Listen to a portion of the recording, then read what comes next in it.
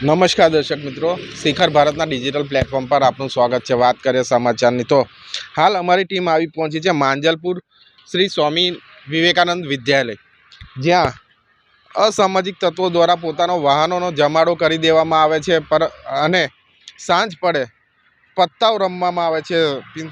જે સ્કૂલના પ્રિન્સિપલ છે એમની દ્વારા વારે ઘડે ફરિયાદ કરવા, વારે ઘડે ઉપર અધિકારીઓને જાણ કરવા છતાંય કોઈ પણ પ્રકારના એક્શન લેવામાં નથી આવ્યા। જે રીતના અમે તમને એમના દ્રશ્યો બતાવી રહ્યા છે, અમને જે સ્કૂલના પ્રિન્સિપલ છે એમની સાથે પણ વાત કરીશું આચાર્ય સાથે કે શું પ્રોબ્લેમ છે, શું બધી એમનો કેટલો ત્રાસ ચાલી રહ્યો છે, જેની આપણે બધી ચર્ચા એમના જે પ્રિન્સિપલ છે એમની સાથે પણ કરીશું। પરંતુ તમે જે રીતના સ્કૂલની બહાર જ જે પ્રકારના અમે તમને દ્રશ્યો બતાવી રહ્યા છીએ કે જુઓ, લોકો વોશરૂમ બી અહીંયા કરીને જતા રહે છે। જે રીતના સ્કૂલની બહાર જ ગેટ પર જ રિક્ષાઓ અને દારૂની પોટલીઓ અને બોટલીઓ બધું નાખી જતા હોય છે, જેના દ્રશ્યો અમે તમને બતાવી રહ્યા છે। આ પ્રકારની ત્રાસ સ્કૂલના પ્રિન્સિપલ દ્વારા વારે ઘડે જાણ કરવા છતાં બી કોઈ અધિકારી દ્વારા આના પર પગલાં લેવામાં નહીં આવ્યા। તમે અમને એમના દ્રશ્યો બતાવીશું। જે રીતના તમે જોઈ રહ્યા છો કે એક બાજુ કંઈક જુગાર ચાલતો હોય એવી રીતના પાનાનો જે પત્તા રમતા હોય છે એ પણ અહીંયા પડી રહ્યા છે। બાજુમાં દેશી દારૂની પોટલીઓ પણ પડી રહી છે। આપણે જે એમના પ્રિન્સિપલ છે એમની સાથે ચર્ચા કરીશું।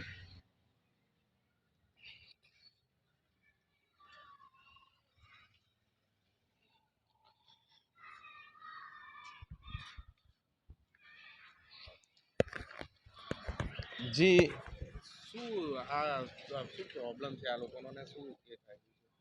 અમારો મેઇન પ્રોબ્લેમ એવું છે કે અહીંયા આજુબાજુના વિસ્તારમાંથી રિક્ષાવાળાઓ, લારીઓ, ટેમ્પાવાળા બધે શાળા કમ્પાઉન્ડની બહાર જ બધા પોતાના વાહનો પાર્ક કરીને જતા રહે છે। એના લીધે ઘણી બધી સમસ્યાઓ છે। સમસ્યા એક કે ભાઈ, વાલીઓ જ્યારે બાળકોને શાળામાં લેવા આવે છે ત્યારે રિક્ષાઓ અને ટેમ્પાઓ અને લારીઓ એટલે બધા પડેલા હોય છે કે વાલીઓને પોતાના વાહનો રોડ ઉપર મૂકવા પડે છે, બાળકોને રોડ ઉપર વાહન મૂકીને બેસાડવા પડે છે, જેના લીધે અકસ્માત થવાનો ભય રહે છે।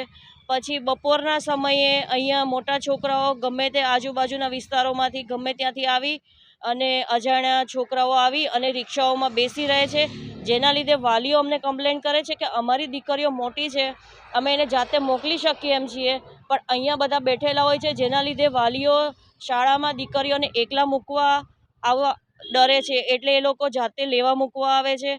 પછી રાતના સમયે અહીંયા જે રિક્ષા ટેમ્પાઓ જે પાર્ક કરીને જાય છે એ લોકો, એ બધા વાહન ચાલકો અહીંયા પેશાબ કરે, પત્તા રમે અને બધું દારૂ પણ પીતા હોય છે। એના પણ અમે ઘણીવાર ફોટા પાડેલા છે અને એ લોકો પછી ઘરે જાય છે। અહીંયા તો જાણે અમારા શાળા કમ્પાઉન્ડની દિવાલને તો મૂતરડી બનાવી દીધી છે, એટલે એના લીધે અમને એટલી બધી ગંધ મારે છે, બાળકોના સ્વાસ્થ્ય ઉપર અસર થાય છે અને અમારે બહુ હેરાનગતિ છે। અમે ઘણીવાર રજૂઆત કરી છે, સતત રજૂઆત કરી છે, પણ હજુ સુધી કોઈ એક્શન લેવામાં આવી નથી। મેમ, જે રીતે તમે કીધું કે અહીંયા જે પત્તા રમે છે, પત્તા એટલે પેલા જે રૂપિયા પૈસા પર રમતા હોય એ જ પત્તાઓ છે? એ જ પત્તા હોય છે, જે 52 પત્તાનો કેટ આવે છે ને એ જ પત્તા હોય છે। એટલે આ અસામાજિક તત્વો દ્વારા અહીં બધી ગેરપ્રવૃત્તિઓ થાય છે। તમે કોને અત્યાર સુધી રજૂઆત કરી છે? અમે સીપી, એસીપી, કોર્પોરેશન બધી જ જગ્યાએ અમે રજૂઆત કરી છે। અમે વોર્ડ નંબર 17, વોર્ડ નંબર 18 જે અને સુપ્રિન્ટેન્ડન્ટ ઓફ પોલીસ ભવનમાં તો અમે ગયા અઠવાડિયે 24 તારીખે જ રજૂઆત કરેલી છે અને એના પહેલાં જુલાઈમાં પણ રજૂઆત કરી છે, ગયા વર્ષે પણ રજૂઆત કરી છે સીપી સાહેબને, પણ હજુ સુધી અહીંયા કોઈ પોલીસની ગાડીઓ રાત્રે ફરીને એક્શન લેવા આવી નથી। કેટલા ટાઈમથી આ રજૂઆતો ચાલી રહી છે તમારી? આમ તો ઘણા સમયથી છે, પણ અમે સતત પાછળ પડેલા છે, તો 3 વર્ષથી પાછળ પડેલા છે। અત્યારે હાલ તમે જે આ બધી વાત કરી છે, અહીંના જે કોર્પોરેટર છે કે દબાણ શાખા છે એમના દ્વારા કોઈ કહેવામાં આવ્યું છે? અમારી પાસે અહીંયા કોઈ એક્શન માટે કોઈ આવ્યું નથી। જી દર્શક મિત્રો, તમે જોઈ શકશો કે દબાણ શાખાવાળાની જે ટીમની આપણે વાત કરીએ, જે લારી ગલ્લા હોય છે, જો કદાચ 1 મહિનાની પાવતી ના ભરતા હોય તો એમની લારી ઉચકી જાય છે।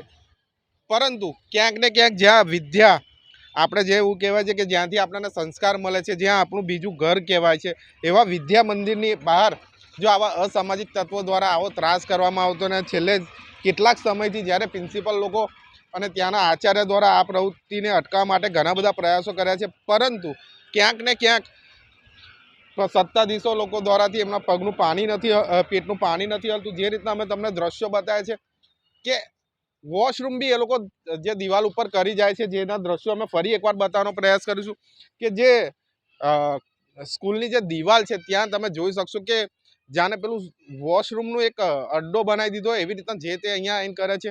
કારણ કે સ્કૂલની બહાર આ બધી પ્રવૃત્તિઓ થતી હોય તો ક્યાંક ને ક્યાંક ખોટું કહેવાય છે. તમે બતાવીશું કે અહીંયા જે આપણે વિદેશી દારૂ કહેવાય એના પણ બોટલ દેખાઈ રહી છે, સામે દેશી પોટલીઓ છે, પત્તાઓ છે હાલ. કારણ કે જે રીતના આચાર્ય મેમ દ્વારા કહેવામાં આવ્યું છે કે જ્યારે સ્કૂલ છૂટે છે ત્યારે સ્કૂલની અંદર ઘણા બધા સ્ટુડન્ટો હોય છે, એમને એમના વાલીઓ લેવા આવતા હોય છે. આપણે એ પણ પૂછીશું. મેમ, આપણા સ્કૂલમાં કેટલા વિદ્યાર્થીઓ છે અને ક્યાં?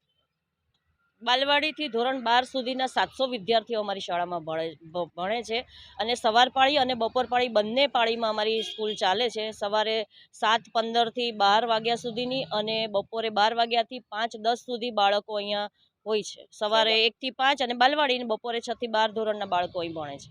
સવારમાં કેટલા સ્ટુડન્ટો હોય છે? સવારે 300 હોય છે અને બપોરે 400 હોય છે. એટલે આશરે કેટલા વાલીઓ અહીંયા બહાર છોકરાઓને લેવા આવતા હશે? 300 થી 350 વાલીઓ આવે છે લેવા માટે. દર્શક મિત્રો, જ્યારે 300 થી 350 છોકરાઓ જ્યારે સવારમાં સ્કૂલમાં છૂટતા હોય તો એમના વાલીઓ જ્યારે નાના છોકરાઓ નાના ભૂલકાઓને લેવા આવતા હોય છે ત્યારે ક્યાંક ને ક્યાંક આવા જે દબાણો કરી બેઠા છે એ લોકોનો ખરેખર એક પ્રકારનો ત્રાસ કહેવામાં આવે છે. જે રીતના સાફ સફાઈની વાત કરીએ એની પણ આપણે ચર્ચા કરીશું કે સાફ સફાઈમાં અત્યારે જે હાલ જે સાફ સફાઈ થઈ છે તમારા દ્વારા કરવામાં આવી છે કે કોર્પોરેશન દ્વારા? અત્યારે કોર્પોરેશન દ્વારા કરવામાં આવી છે. કોર્પોરેશનની ગાડી અમે જે કોર્પોરેટર સાહેબ જે નવા આવેલા રોડ ઓફિસર એમને આ વખતે સ્ટ્રિક્ટલી રજૂઆત કરી અને એ ગાડી મોડી આવતી હતી તો એમણે કીધું તો એ વિઝિટમાં પણ આવ્યા હતા અને ગાડી વહેલા ભરી જતી હતી કચરો. પછી જે અહીંના સફાઈ કામદારો છે એ લોકો ગાડી ગયા પછી અહીંયા રોડ ઉપર જેટલા વાહનો લઈને જતા હોય, સ્કૂટરવાળા, સાયકલવાળા, ફેક્ટરીમાં જતા હોય તો અહીંયા કચરાની કોથળી પોતાના ઘરેથી લાવી અને અહીંયા ફેંકીને જતા હતા. બાજુમાં ઈએસઆઈ દવાખાનું છે, એ લોકોએ પણ રજૂઆત કરી છે કચરા માટે અને પાછો બપોરે 12 વાગ્યા સુધીમાં તો કચરાનો ઢગલો થઈ જતો હતો. એટલે પછી મેં અહીંના જે 2 સફાઈ કામદારો છે એમને કીધું કે ભાઈ એ લોકો અમારા શાળાની દિવાલથી રોડ સુધીની વચ્ચેની જગ્યામાં પણ સફાઈ નહોતા કરતા કે ભાઈ રિક્ષાઓ પડી રહી હોય છે એટલે અમે સફાઈ ના કરી શકીએ, જગ્યા જ નથી, અમે કેવી રીતે કરીએ. એટલે રિક્ષાની પાછળ એ કચરો બધો એમને પડી રહેતો હતો. તો એ લોકોને મેં કહ્યું કે ભાઈ તમે મને લેખિતમાં આપો કે શાળાની દિવાલથી 5 ફૂટ સુધીની જગ્યામાં અમારા વિસ્તારમાં નથી આવતી, અમે એનો કચરો નહીં વાળીએ. એટલે આજે 2 મહિનાથી શાળાની દિવાલ પાસે જ્યારે રિક્ષા ના હોય ત્યારે સફાઈ થાય છે અને કોર્પોરેશનના સફાઈ કામદાર પણ અહીંયા બપોર સુધી ઊભા રહે છે. એટલે કચરાનું જે સવારથી સાંજ સુધીની જે સમસ્યા છે એ અમારી 80% હલ થઈ છે.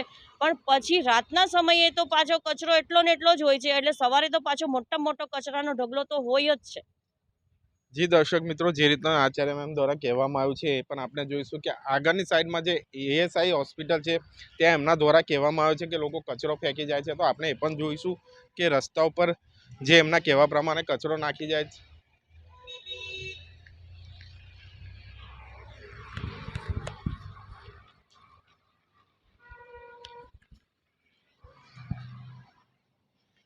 જી દર્શક મિત્રો, જે તમને બતાવી રહ્યા છે કે જે અત્યારે હાલ જે ઈએસઆઈ નું જે હોસ્પિટલ છે એની બહાર જ તમે જોઈ લેશો કે જે ઓફિસ છે એની બહાર જ કચરો પડેલો છે. હજી હાલ જ ગાડી ગઈ છે છતાં પરંતુ અત્યારે હાલ કચરો પડી રહ્યો છે. કંઈક ને ક્યાંક કોર્પોરેશન દ્વારા પણ આ ઢીલાસ મૂકી દેવામાં આવી છે. જે પ્રકારના દ્રશ્યો અહીંયા દેખાઈ રહ્યા છે.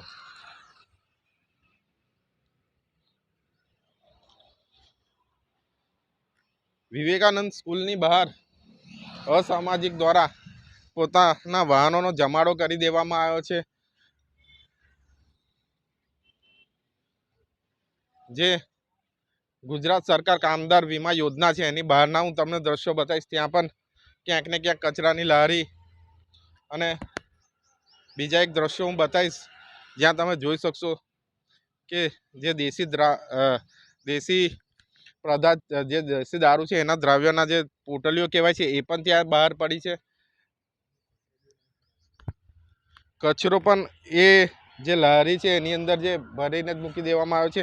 એટલે ક્યાંક ને ક્યાંક એવું દેખાઈ રહ્યું છે કે કોર્પોરેશન દ્વારા ઢીલાસ મૂકી દેવામાં આવી છે.